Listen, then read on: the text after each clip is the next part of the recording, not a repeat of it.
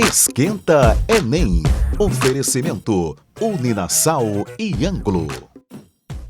Oi, gente, tudo bom? Finalmente começou o Esquenta Enem e agora você vai ficar com a aula do professor Elcivan da equipe Ângulo de Geografia. Anota tudo, hein? E aí, galerinha, Esquenta Enem, tá certo? Fera Ângulo. Olha só, hoje a gente vai abordar um dos temas que são corriqueiros no Enem, tá certo? E entre esse tema é o espaço agrário, tá certo? Aí a gente discute um pouquinho sobre economia e sobre sociedade e as práticas de cultivo, beleza? Então vamos aí, desde a concepção da origem da atividade agricultura. Então nós trouxemos aqui no próximo slide, nos mostra, né, toda essa fração aí do sistema agrícola e toda essa produtividade agrícola no mundo. Então nós temos aí origem da agricultura, sistemas agrícolas, tipos de agricultura, espaço agrário nos países desenvolvidos e subdesenvolvidos e a tão conhecida Revolução Verde. Essa que o agronegócio, né, sempre expõe e nos mostra que é uma alternativa para combater a fome. Então vamos lá, agricultura na sua concepção, na sua origem. Tem que lembrar o seguinte, o maior divisor de águas da história da humanidade passa a ser as atividades agrícolas. Antes da agricultura, a galerinha vivia, tipo assim, nômade, né? Vivia mudando de um lado para outro, os povos históricos mudando e buscando alternativas de sobrevivência, tá certo? Então, com as práticas agrícolas, principalmente ali, lá, né, na região do Oriente Médio, na região da Mesopotâmia, tem que lembrar bem, né? As primeiras práticas agrícolas, elas começam na Mesopotâmia, na região banhada por dois grandes rios, que nós temos ali o rio Tigre e o rio Eufrates, tá certo? A agricultura ela se expande, chegando na região do Nilo, chegando lá na China, também no restante do mundo, em especial na Europa e na África. Então, a agricultura é sim o maior divisor de águas da história da humanidade, porque a partir da agricultura é que dá sustentação para outras habilidades. Tá? O homem ali tendo a certeza que vai ter a disponibilidade de alimentos, consequentemente ele passa a executar outras habilidades, outras formas de trabalho. Então, quando a gente fala de agricultura, é sempre lembrar da sua origem. É muito importante lembrar que a agricultura é sim o maior divisor de água da história, da história da humanidade. Então, é lembrar bem o processo de origem da agricultura, das práticas agrícolas. Então nós temos aí, começando de fato essa agricultura que nós conhecemos nos dias de hoje, com o slide sobre os sistemas agrícolas, né? Que mostra aí que a agricultura ela tem suas técnicas, tem suas práticas de cultivo. E isso depende muito da região, depende muito dos recursos e da disponibilidade de trabalho. Tá? Então você tem que lembrar também do capital empregado. Então nós temos dois sistemas agrícolas que são extremamente conhecidos no mundo todo, tá? Que é o sistema agrícola intensivo e o sistema agrícola extensivo, tá certo? E a gente está aqui para diferenciar os dois. Lembrando o seguinte, vai depender muito do capital empregado, né? De quanto se investe e quer buscar esse investimento. Para que serve esse investimento? Então nós temos a seguinte divisão, intensiva e extensiva. Começando pelas práticas extensivas. As práticas extensivas, elas geralmente são aplicadas em lugares e países com baixo potencial econômico, tá certo? Então, esse baixo potencial econômico faz com que essas práticas elas ainda persistam até os dias atuais. Aqui no Brasil, eu posso até citar, tem regiões que a agricultura extensiva ela é muito mais presente do que práticas intensivas, isso devido ao capital que é empregado. Então é importante salientar o seguinte, o que é agricultura extensiva? É aquela que utiliza de práticas rudimentares, é aquela que utiliza de práticas de dano ao solo, principalmente da derrubada, não tem um estudo técnico, não tem profissionais habilitados para se cultivar, para se produzir. Então é aquela agricultura que não usa técnicas modernas, né? Que falta parte do capital. E isso também faz com que falte a parte de mão de obra especializada. Do outro lado, e a gente cita muito bem a questão aqui no Brasil, nós temos áreas extremamente mecanizadas, né? Uma agricultura intensiva, uma agricultura muito forte, muito atrativa, que aí vai necessitar de um capital, né? E a produção é voltada geralmente para o agronegócio, tá? Porque é o agronegócio que apropria-se desse espaço para produzir, e a técnica intensiva é aquela onde tem mecanização, alto potencial de capital empregado, mão de obra qualificada e alta produtividade, tá certo? Então, isso é dividir muito simples. Extensivo está para práticas mais antigas e baixo capital, e intensivo para práticas mais modernas e com incremento de alto capital, voltado à agricultura comercial e empresarial, que nós chamamos popularmente de agronegócio. Então, é importante frisar os sistemas agrícolas, intensivo e extensivo. É isso aí, e a gente, dando continuidade ao nosso tema, nós vamos aí aos tipos de agricultura. Olha só, agricultura é interessante você ressaltar. Nem todos os lugares cabe produzir qualquer tipo de alimento. Então, há uma necessidade, há uma característica do ponto de vista de solo, do ponto de vista também de clima, tá certo? Tipo, vou citar a questão lá na China, né? Os chineses, os indianos, devido ao clima de monções, eles cultivam muito a agricultura de jardinagem, né? O cultivo do arroz é extremamente importante naquela área ali, porque eles se apropriam das condições climáticas e, com isso, eles colocam em prática um tipo de produção que é a jardinagem. Por outro lado, nós temos uma agricultura que é difundida no mundo inteiro, que é a agricultura de subsistência, a chamada agricultura tradicional.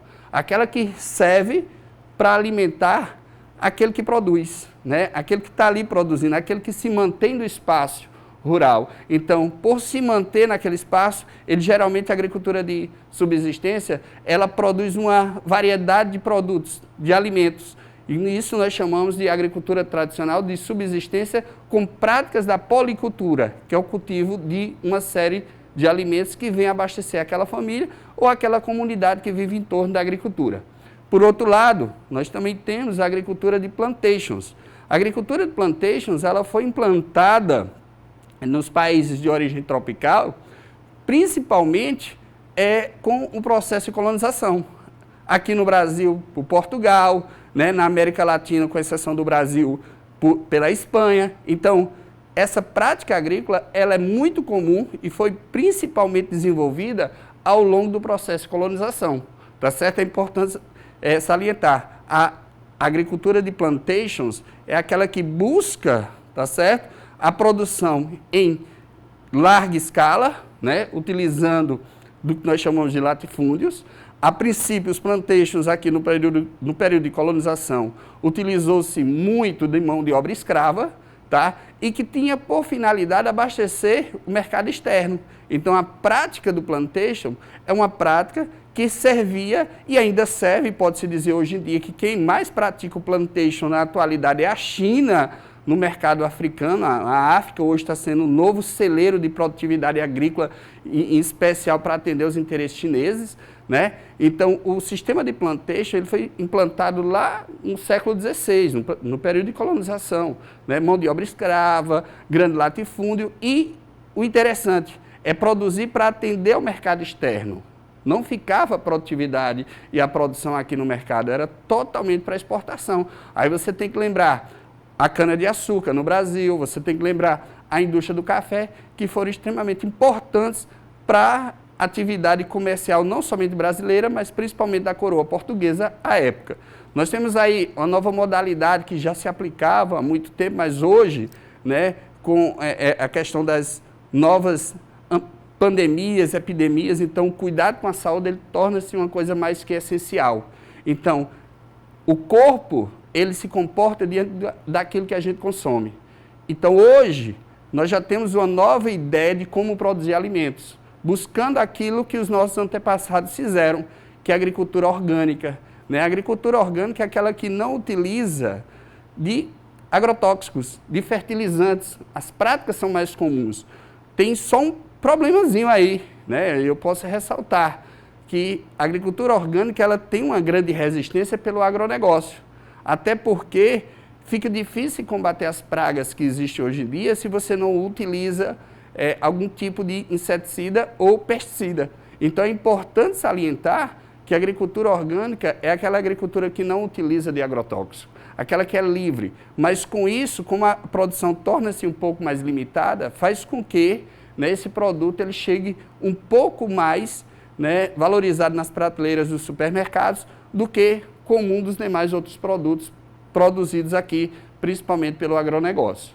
Nós temos a hidropônica, né, ou hidroponia, como nós chamamos, uma agricultura também extremamente eficiente. O país que mais lidera a hidroponia é a Holanda, né? Devido às condições físicas da Holanda, nós temos ali, né, uma condição que favorece o cultivo desse tipo de alimento, utilizando-se da técnica hidropônica, que é produzir alimentos tendo como base uma solução aquosa junta com nutrientes. Então, lembrando, quando você fala em produção hidropônica, a gente tem que lembrar que a Holanda é líder mundial e a Holanda em si é o país que mais produz alimentos per capita, né? Aquela quantidade de alimentos por pessoa. Nós temos aí os grandes gigantes na produção de alimentos, que é Estados Unidos, China, Índia, Brasil, está entre eles, mas quando a gente fala em produção do ponto de vista per capita, a Holanda bate todos os demais.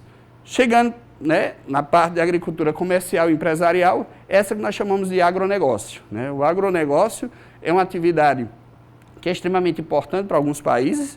O Brasil, o agronegócio representa 39,7% do nosso PIB. Então, veja, boa parte do nosso PIB está centralizado no agronegócio, a gente entende isso daí, mas a gente tem umas ressalvas quando se fala em agronegócio, né? O agronegócio ainda não conseguiu conciliar, como a gente pensa, né, o modo de produzir e meio ambiente, mas também devido a grandes facilidades que os governos propõem em estabelecer, vamos dizer, recursos para produção e geração de renda e de PIB por parte da agricultura do ponto de vista empresarial.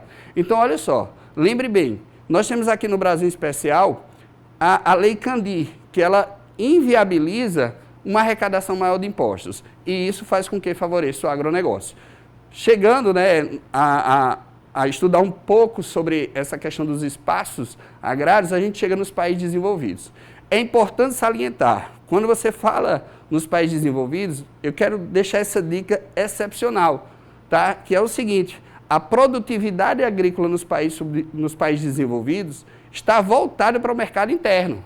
Os Estados Unidos é o maior produtor de alimentos do planeta, mas lá a produtividade é interna, o excedente é que é voltado ao mercado externo. Então é importante salientar essa divisão de Brasil, sempre trazendo o Brasil como referência.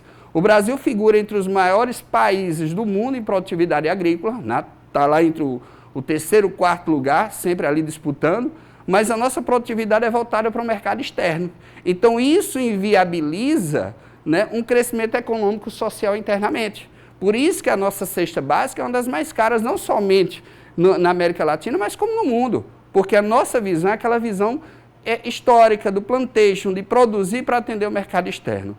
E isso dificulta bastante a manutenção dos preços aqui no Brasil, tá certo? Então, lembrar que nos países desenvolvidos a agricultura é altamente mecanizada, é voltada para o mercado interno, é extremamente técnica, mão de obra especializada, alta produtividade, mas não é a principal fonte de renda desses países. Esses países têm a indústria como fonte de renda. O Brasil tem o agronegócio como a principal locomotiva da nossa economia.